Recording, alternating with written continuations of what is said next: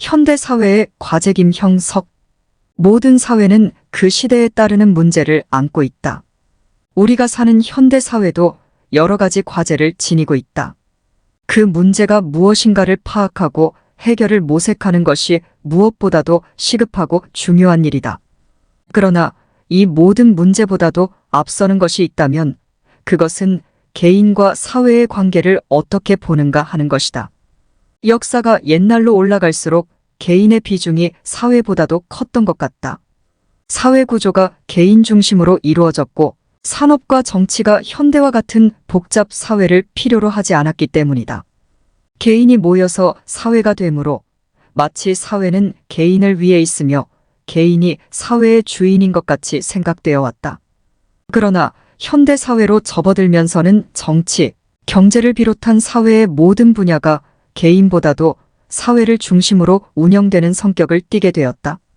영국을 출발점으로 삼는 산업혁명은 경제의 사회성을 강요하게 되었고 프랑스 혁명은 정치적인 사회성을 강조하기에 이르렀다.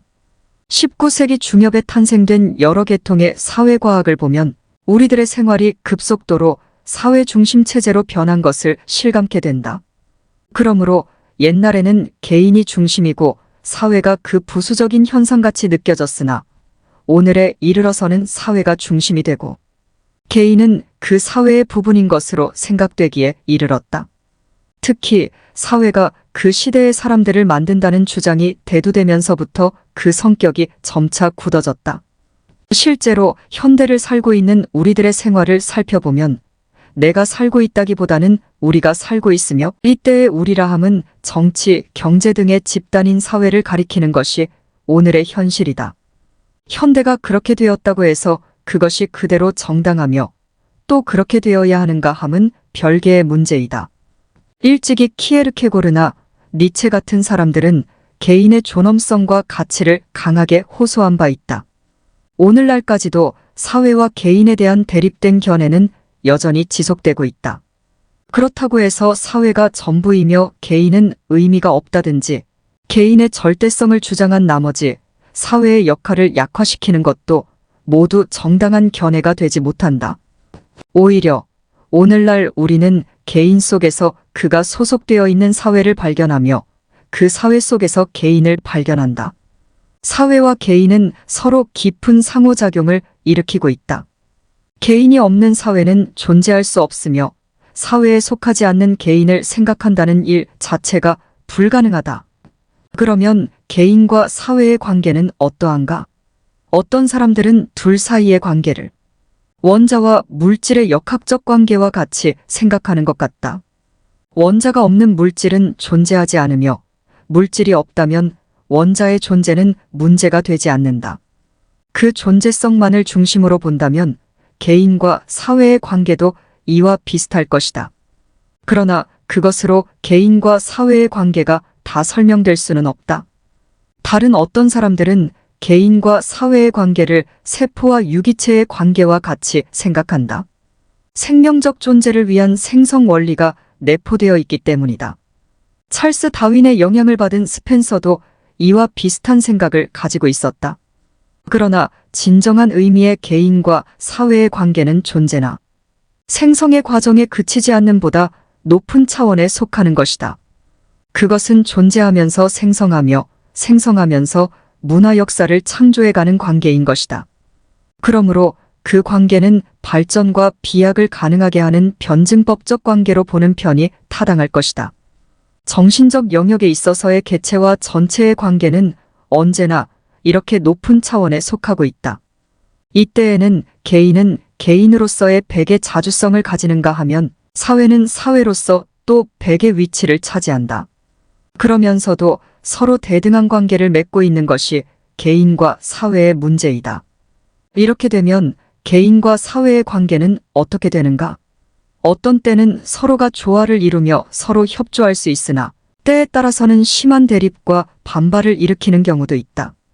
개인이 사회를 위하고 사회가 개인을 위할 때에는 크게 문제가 되지 않는다.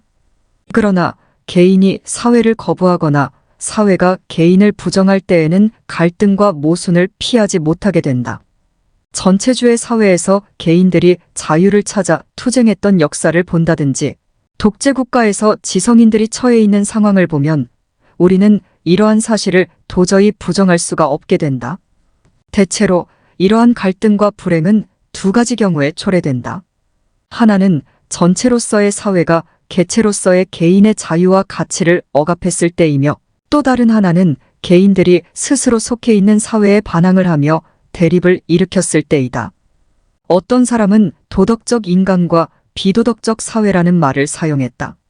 그렇다면 도덕적인 사회와 비도덕적인 개인도 문제가 될 수 있다. 그러나 현대는 사화를 중심으로 삼고 있기 때문에 전자에 더 큰 어려움이 있는 경우가 많다.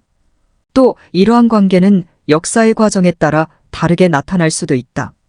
새로운 역사가 시작된 뒤 당분간은 개인과 사회가 동질적인 내용을 위해 조화와 협력을 이룰 수 있다. 그러나 어느 정도 세월이 흐르게 되면 사회는 반드시 현상을 유지하려는 보수적인 세력과 그에 항거하는 새로운 세력으로 나뉘게 된다. 이때 새로운 이념과 방향을 추구하는 개인은 언제나 기성의 것에 반발하게 마련이다. 그것은 정치, 경제, 문화 등 모든 면에서 나타나는 현상이다. 헤겔을 비롯한 변증론자들은 이것을 사회와 역사에 있어서의 변증법이라고 설명했다. 하나의 현실은 반드시 들로 대립되는 상반성을 내포하나 결국은 보다 높은 차원의 현실로 지향된다는 뜻이다. 역사의 변화와 발전의 법칙이 여기에 있다고 보았던 것이다. 이렇게 선의의 창조적 기여를 할 수 있는 사람들의 위치는 대단히 귀중한 것이다. 이렇듯 개인과 사회의 문제는 항상 복합적인 것이지만 우리가 진실로 바라는 것은 사회는 언제나 개인을 위하며 개인은 항상 사회를 위한다는 인도적 관계인 것이다. 개인의 존재와 가치를 무시하는 사회가 되어서도 안 되나 사회적 가치와 의미에 개의치 않는 개인이 되어서도 안 된다. 우리 모두는 내가 소속되어 있는 사회를 위해 창의적 기여를 해야 할 책임이 있다.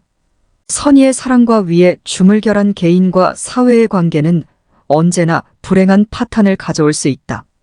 현대 사회가 해결해야 한 또 하나의 과제는 물질적인 것과 정신적인 것 사이의 균형을 회복하는 일이다. 옛날에는 오히려 사회생활의 비중을 정신적인 것이 더 많이 차지해왔다. 종교, 학문, 이상 등이 존중되었고 그 정신적 가치가 쉬 인정받았다. 그러나 현대 사회로 넘어오면서부터 모든 것이 물질 만능주의로 기울어지고 있다. 그것은 세계적인 현상이며 한국도 예외는 아니다. 물론 그 중요한 원인이 된 것은 현대 산업사회의 비대성이다. 산업사회는 기계와 기술을 개발했고 공업에 의한 대량 생산과 소비를 가능케 했다. 사람들은 물질적 부를 즐기는 방향으로 쏠렸는가 하면 사회의 가치평가가 생산과 부를 표준으로 삼기에 이르렀다. 그 결과로 나타난 것이 문화경시의 현실이며 그것이 심하게 되어 인간 소외의 사회를 만들게 되었다.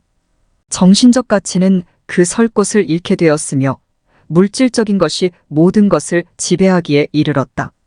이렇게 물질과 부가 모든 것을 지배하게 되면 우리는 문화를 잃게 되며 삶의 주체인 인격의 균형을 상실하게 된다. 그 뒤를 따르는 불행은 더 말할 필요가 없다. 우리는 한반도가 공간적으로는 만주의 몇십 분의 1밖에 안 되지만 독립된 문화를 가졌기 때문에 자주 국가로 남고 만주는 그렇지 못했기 때문에 오늘날 중국의 한 부분으로 남아있음을 잘 알고 있다. 문화를 남겨준 아테네는 3000년 이상 인류의 흠모의 대상이 되고 있으나 스파르타는 이미 그 자취를 감춘 지 오래되었다는 역사도 배우고 있다. 상고시대에는 페르시아나 이집트도 중국이나 인도와 같은 큰 문명권을 만들고 있었다. 그러나 공자, 맹자와 같은 사상가, 우파니샤드와 같은 철학을 남기지 못했기 때문에 오늘은 고유의 문화적 전통이 단절되었음을 잘 안다. 그럼에도 불구하고 우리는 모두가 물질적인 경향과 가치만 따르고 있을 뿐 정신과 문화에 대하여는 충분한 관심을 기울이지 않고 있다. 우리는 이 상실된 균형을 하루빨리 되찾지 않으면 안 된다. 그러기 위하여 우리 모두는 정신적 가치가 속하는 문화에 관심을 기울이고 학문과 예술적 창조에 참여하여 건설적 가치관을 가지고 우리 사회에 임하는 일이 시급하다. 신라의 문화가 불교에 의한 통일된 가치관에서 탄생되었으며 조선시대의 문화가 유교 전통에서 이루어진 것이라면 지금 우리에게 필요한 것은 우리 모두의 문화적 참여와 그에 따르는 가치관의 확립이다. 이 두 가지 조건이 채워지지 않은 채로 물질과 정신의 균형을 얻거나 새로운 문화를 창조해 가진다는 것은 망상에 불과한 것이다. 만일 이러한 정신적 가치의 추구와 문화의 동참이 이루어지지 않는다면 그 결과는 어떻게 될 것인가? 물질주의는 향락주의를 이끌어들이며 눈에 보이는 건설이 전부라는 편협한 가치관에 빠져 사회의 불행을 자초할 수밖에 없다. 그리고 이 정신적, 문화적 조건이 갖추어지지 않는다면 인간 상실의 비운을 면치 못하게 된다. 상당히 많은 역사가와 사상가들이 현대의 비극이 인간 소외와 인간 상실의 결과라고 걱정하고 있다. 개인이 조직된 집단 속에서 그 생명력을 상실당하고 있으며 생산의 수단으로 전락되는 현실 때문이다.